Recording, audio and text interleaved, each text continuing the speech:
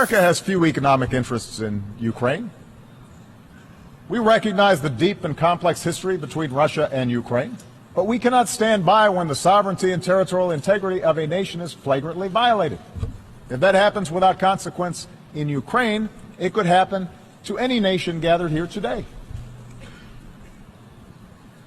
That's the basis of the sanctions that the United States and our partners impose on Russia. It's not a desire to return to a Cold War. Now, within Russia, state-controlled media may describe these events as an example of a resurgent Russia. A view shared, by the way, by a number of U.S. politicians and commentators who have always been deeply skeptical of Russia and seem to be convinced a new Cold War is, in fact, upon us. And yet, look at the results. The Ukrainian people are more interested than ever in aligning with Europe instead of Russia.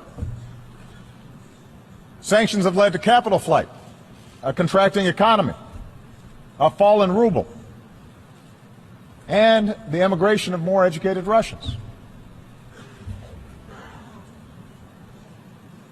Imagine if instead Russia had engaged in true diplomacy and worked with Ukraine and the international community to ensure its interests were protected. That would be better for Ukraine, but also better for Russia and better for the world, which is why we continue to press for this crisis to be resolved in a way that allows a sovereign and democratic Ukraine to determine its future and control its territory. Not because we want to isolate Russia, we don't, but because we want a strong Russia that's invested in working with us to strengthen the international system as a whole.